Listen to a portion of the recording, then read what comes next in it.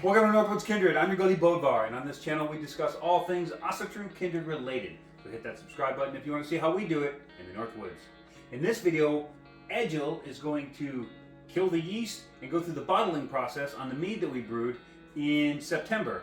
So this is part 2. We will link to the other one at the end. Coming up.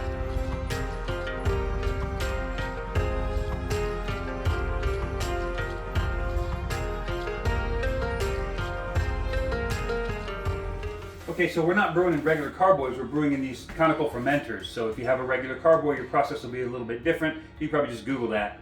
But we're working with a kind of a weird system here. So the first thing we have to do is pull out that fermentation lock, because if we try to bleed off a little bit, we're going to create a vacuum. And then we're going to flush that valve, because as the brewing process takes place, this valve gets a lot of dead yeast and stuff settled into the into the spigot. So we're going to flush that out into this little jar. So it runs good. That's good. Yeah, it's running nice and clear. But it doesn't always do that, but it does sometimes. Yeah, we're in good shape.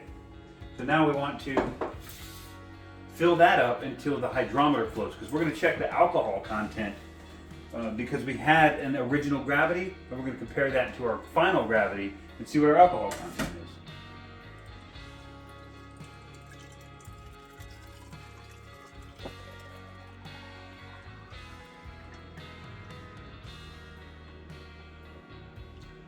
Perfect. We're going to bounce this hydrometer and make sure there's no air bubbles.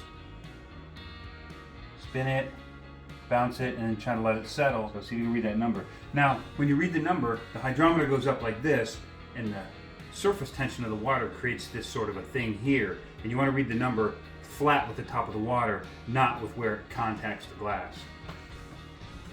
What's the number?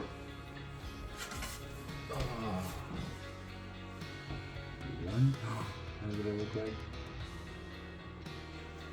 One. Okay, let me see. See where it says 0.990? And then it's got that dark line? That would be 995, and then the next line would be 1.0. So that 995, 6, roughly 7. So 0.997 would be about where we're at. That's really close to where we're at. So the math on this, our original gravity, 1.069 minus 0.997. And then we're going to go, whatever our answer is, equals, multiply that by 131, and we'll get our final answer. Okay, so we need 1.069 minus 0.997 equals 0.072 times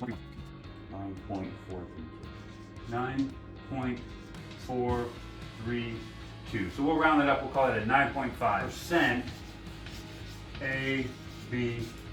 That's alcohol by volume. 9.5% alcohol. It's a good mead.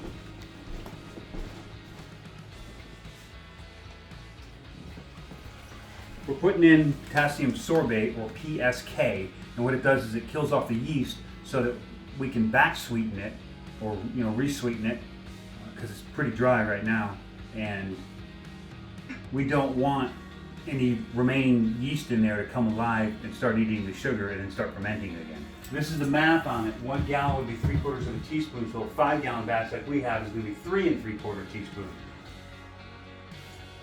Big Ovaltine for Vikings. And we'll just give that a couple hours to kill the yeast. We don't have to worry about things being too awful sterile, because any bacteria or yeast or anything that gets into it is going to be killed by the PSK, and it's immediately going to get resweetened, put back into a sterile bottle, and all will be fine.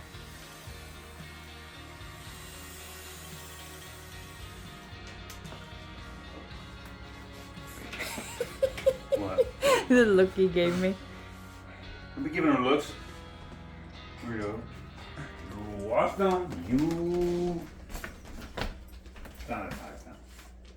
All of it. All right, so we got all these bottles cleaned up. So we're going to drain off a little bit into the bucket. We're going to give it a little taste, and then we're going to add a bunch of honey, re-sweeten it, and then pour it back in here and stir it up with a sterilized spoon. Everything we're doing at this point on, everything's been cleaned and sterilized. We don't really need any more than that. Smells like mead. Smell it. Get away, you're a minor. Oh.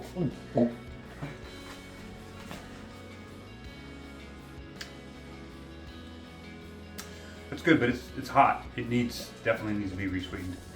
So we're gonna start with about 3 pounds is my usual go-to on a 5-gallon batch. This seems just about bitter enough or dry enough, so I think 3 pounds would be a really good start. So let's go there. We're gonna turn this on, and I got this bucket here because it's gonna tear, which means it's gonna go to 0 with the weight of the bucket. So the bucket no longer weighs anything. So you can pour in, let's do 3 pounds. 3 pounds is a good way to go, because it's a 5-pound jug, so just pour 3 pounds into that.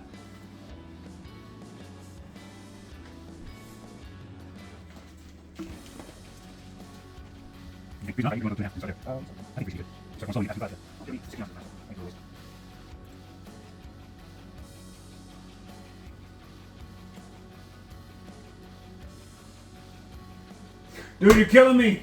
You have to speed that up. I was like, any day. Okay, so we're gonna add a little mead to this.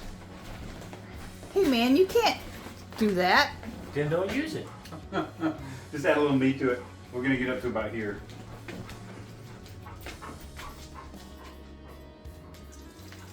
I already took that. You got airspace, you got honey, you got meat. You gotta get the honey to dissolve all the way, and you can tell the difference when it's done. Oops! Don't drop it. It's like making butter, Edgel. It's not quite as bad. Don't get too violent with it. Just swirl it around.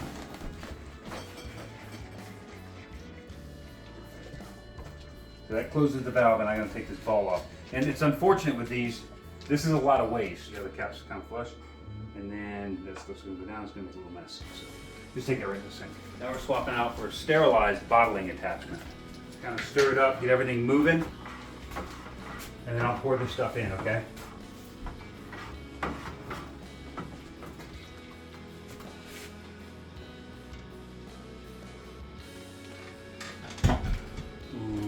Getting there. Could use a little bit more. But ooh-wee. Ooh-wee. You pour pretty fast.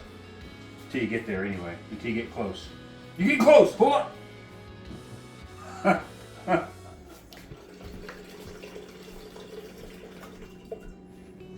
And shake, shake, shake.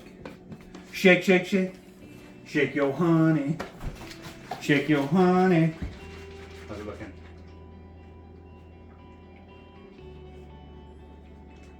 Superb. Do the same thing again.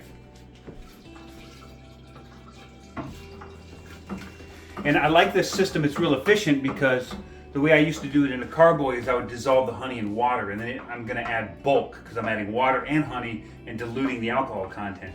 This way doesn't really change the alcohol content any because the only thing I'm adding is the honey, a little bit of sweetness to it.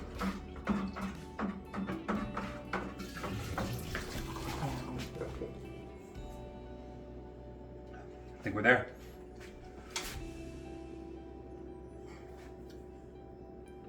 Pretty good. I mean, it's a young mead. Obviously, it's only a couple of months old. It tastes young, doesn't it? Doesn't it taste immature?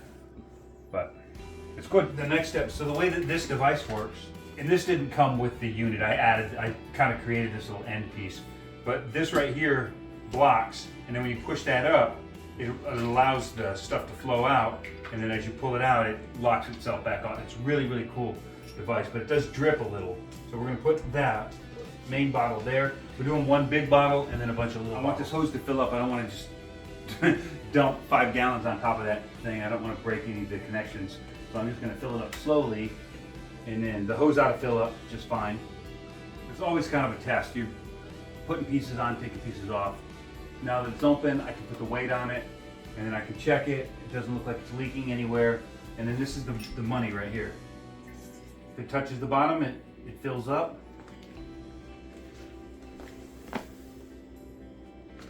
And when it gets about where you want it, you just remove it and it stops filling. The problem is when you get up here, it's got a lot of pressure, it's gonna start filling really fast. So I'm gonna come out, and then I'm just gonna go to the edge and just kind of kick it sideways inside the neck of the bottle. and just fill it up to wherever my point is. And then this, you gotta be careful because this is where you'll bump it when you're pulling out of the bottle. And then you just let it drip onto the ground, seal the bottle, and that's one good Summel bottle right there. And now, it's on you, young brewer.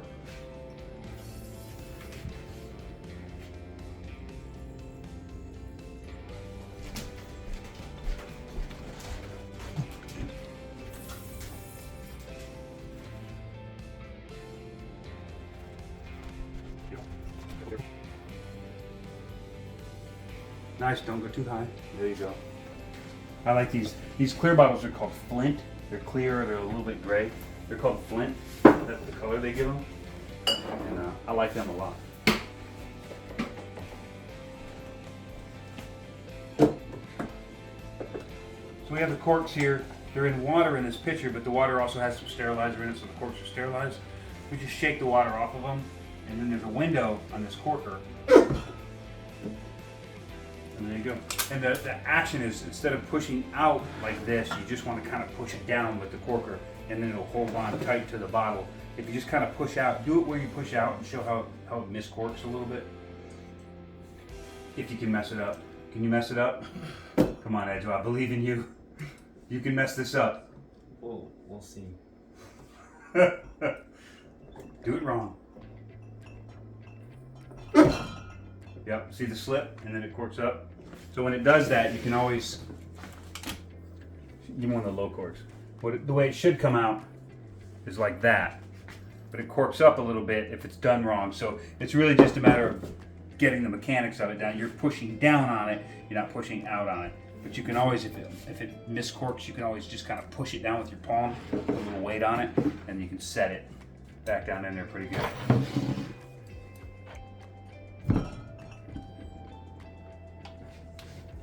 People really have no excuses to not do this. I know, it's so easy. It's so easy a child could do it. A minor could do it.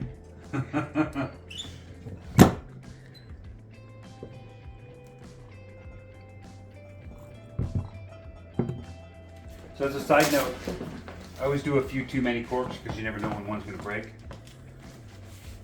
They're not ruined. Just shake them off, throw them back in with the other corks. They'll be fine. So that's it. This is the spoils from a 5-gallon batch of Mead, his first batch ever. Most of this will stay with the Kindred. He'll get a couple of batches to use for his own personal practice down the road, but most of this will stay with the Kindred. It'll be another Mead that we use moving forward. The only thing we have left to do is we will label it, and we'll use just a Sharpie and tape. So as we go into this second season, this second year of the Northwoods Kindred, we'll be eventually talking about requirements to be a full kinsman in the Kindred. And one of the requirements, especially for kids that are born and raised in the Kindred, is to learn to brew. So this was the first step in his journey to learning to brew, which he's pretty far on his path to becoming a voting member, a full grown man in this Kindred. And action! I came up with a name for it. Blue Blood. Because it's made from blueberries and it looks like blood. Blue Blood. Thanks for watching the video, and may all of your firsts be noteworthy achievements. Thor Vigi, my friends.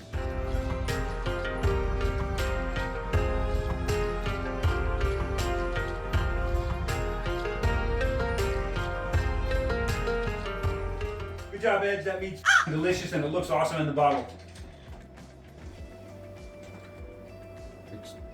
Yeah, if I knew what it tasted like. Can't use that.